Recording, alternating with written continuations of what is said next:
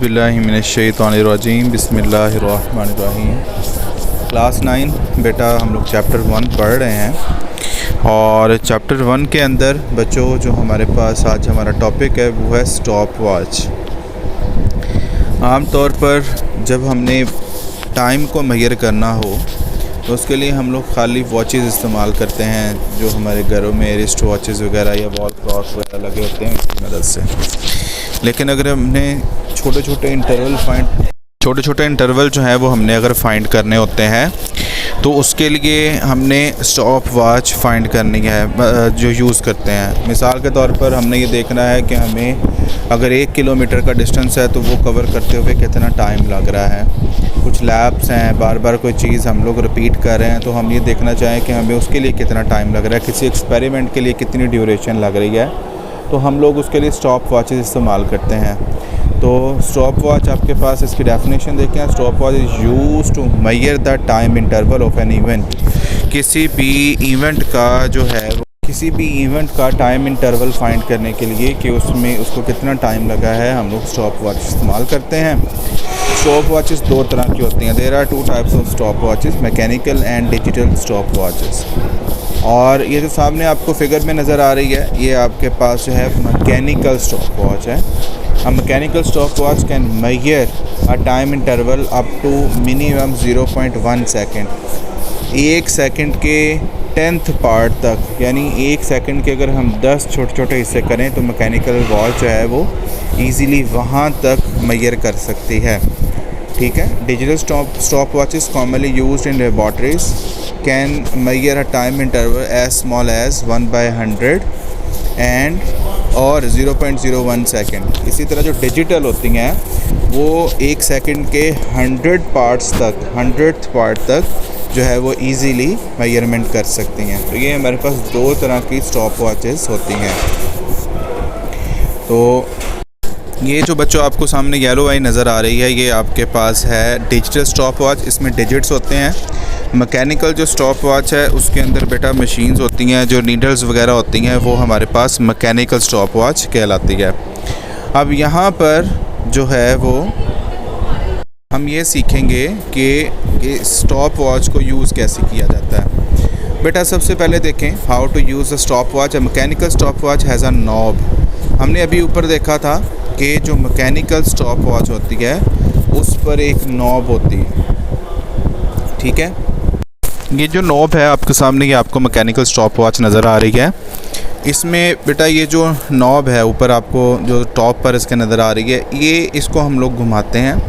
A mechanical stopwatch has a knob that is used to wind the spring that powers the watch, जो कि क्या करता है उस घड़ी को पावर देता है। It can also be used as a start stop and reset button. इसी को हम लोग दबा के उसको स्टार्ट करते हैं, इसी को प्रेस करके हम लोग इसको स्टॉप करते हैं और इसी को अगर दोबारा दबा दिया जाए तो हमारी जो वॉच है वो दोबारा ज़ीरो पर आ जाती है, यानी रीसेट हो जाती है। The watch starts when the knob is pressed once. अगर एक दफ़ा उसको प्रेस करेंगे तो वो स्टार्ट हो जाएगी। When the pressed second time, जब हम दूसरी दफ़ा उसे दबाएंगे तो वो रुक जाएगी। It stops the watch while the third press bring the needle back to zero. जब हम उसको तीसरी मरतबा दबाएंगे तो ये हमारे पास वापस ज़ीरो पर आ जाएगी, यानी रीसेट हो जाएगी। तो ये हमारे पास मैकेनिकल स्टॉप वॉच को यूज़ करने का तरीका होता है।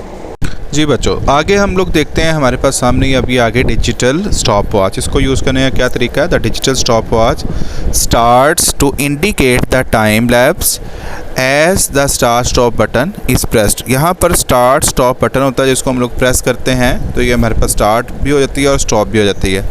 As soon as start stop button is pressed again, और जब हम उसको दोबारा प्रेस करेंगे तो वो जो स्टार्ट हुई वो स्टॉप वॉच है वो स्टॉप हो जाएगी। It stop and indicates the time interval recorded by it between start and stop of an event. जब हमने इसको स्टार्ट होते दबाया और जब हमने इसको एंड होते दबाया तो उसके दरमियान जो भी आपके पास एक इंटरवल आया है ये उसका हमें सारी ड्यूरेशन बता देता है। इसके बाद आपके पास जो है वो जब हमने इसके रिकॉर्डिंग चेक कर ली कि यहाँ पर क्या वैल्यू आई है, तो हम लोग क्या करते हैं, फिर उसके बाद दोबारा जो इसका रीसेट बटन है उसे दबाते हैं और ये इस तरह हमारे पास डिजिटल स्टॉप वॉच जो है वो रीसेट होकर 0 पे आती है। तो ये हमारे पास तरीका था स्टॉप वॉचेस को यूज़ करने का। नेक्स्ट आपके पास है class 9 measuring cylinder. Measuring cylinder is a glass और ट्रांसपेरेंट प्लास्टिक सिलेंडर। ये जो आपको सामने फिगर नज़र आ रही है, ये जो राइट साइड पर है, ये आपके पास मेजरिंग सिलेंडर होता है और इसको हम आम तौर पर लिक्विड्स वगैरह का जो वॉल्यूम है वो मेजर करने के लिए हम लोग इस्तेमाल करते हैं। इसी तरह कोई इर्रेगुलर शेप अगर आपके पास आ जाती है तो उसका वॉल्यूम भी फाइंड करने के लिए हम लोग इसको ही इस्तेमाल करते हैं। ये कैसे करते हैं, ये हमारे पास इन्हीं नेक्स्ट टॉपिक्स के अंदर ये चीज़ हम सीखेंगे आगे। So it has a scale along its length that indicates the volume in millilitres. तो यहाँ पर आपको ये सामने फिगर में भी नज़र आ रहा है कि उसके ऊपर ये जो आपके पास सामने एक सिलेंडर है, इसके ऊपर एक स्केल बना हुआ है जिस पे हम लोग इस पे वैल्यू मिलीलीटर्स में आती है। Measuring cylinders have different capacities. ये मुख्तलिफ़ कैपेसिटीज़ के होते हैं, छोटे और 100 मिलीलीटर्स से लेकर 2500 मिलीलीटर्स तक ये होते हैं। They are use to measure the volume of a liquid, और ये किसी भी लिक्विड का वॉल्यूम मेजर करने के लिए, इसके साथ साथ पाउडर्ड सब्सटेंस, कोई पाउडर की शक्ल में हो तो उसको भी ये इस्तेमाल करते हैं, इसी का इस्तेमाल करते हैं उसका वॉल्यूम फाइंड करने के लिए। इसको फिर आगे it is also use to find the volume of an irregular shaped solid insoluble in a liquid by displacement method. Displacement method को इस्तेमाल करते हुए हम लोग इर्रेगुलर शेप का जो है वो हम लोग वॉल्यूम फाइंड कर सकते हैं। The solid is lowered into a measuring cylinder containing water liquid.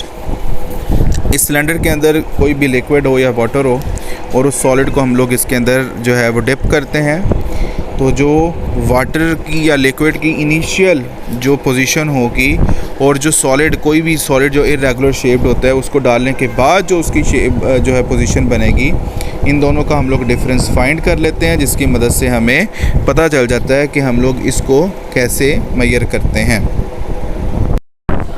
The level of water or liquid rises.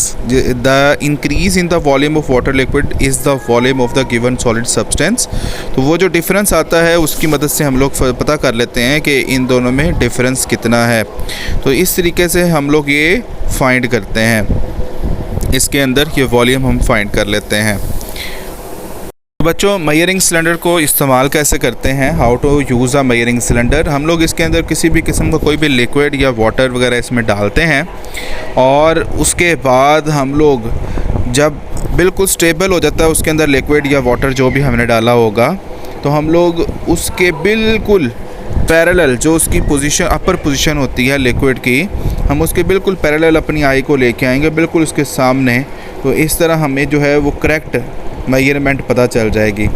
अगर हम लोग अपनी थोड़ा सा ऊपर होके या थोड़ा सा नीचे अपनी आँख को रखेंगे उस पोजीशन से, तो हमें करेक्ट मेजरमेंट पता नहीं चल सकेगी।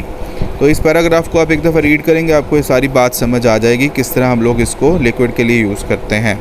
नेक्स्ट टॉपिक है आपके पास measuring volume of an irregular shaped solid. मैंने आपको इसके बारे में पहले एक्सप्लेन कर दिया है, इसको प्रॉपरली भी आप देख लें कि हमारे पास होता क्या है कि मेजरिंग सिलेंडर जो है इसको हम लोग इस्तेमाल कर सकते हैं किसी भी स्मॉल इर्रेगुलर शेप जो होती हैं, जो कोई प्रॉपर शेप्स नहीं होती, उनको मेजर करने के लिए। करते क्या है, हम लोग पहले ग्रेजुएटेड मेजरिंग सिलेंडर लेते हैं, उसके अंदर क्या करते हैं, वाटर या कोई भी लिक्विड यूज़ करते हैं, उसका इनिशियल वॉल्यूम VI फाइंड कर लेते हैं और उसके अंदर फिर उसके बाद वो सॉलिड जो है उसको किसी भी चीज़ के साथ, धागे के साथ बांध के डाल देते हैं और उसके बाद जब देखते हैं तो उसका दोबारा वॉल्यूम जो आता है वो VF होता है। वो VF आपके पास क्या है, उसकी हम दूसरा वॉल्यूम आपके पास आ जाएगा। अब जो उसकी फ़ाइनल पोजीशन है वॉल्यूम की और जो इनिशियल पोजीशन थी वॉल्यूम की, ये जब हम लोग मेजर करते हैं तो मेजर करने के बाद जो इन दोनों का डिफरेंस निकालते हैं फाइनल में से इनिशियल का, तो जो डिफरेंस आता है वो हमारे पास जो इर्रेगुलर शेप होती है वो उसका वॉल्यूम होता है।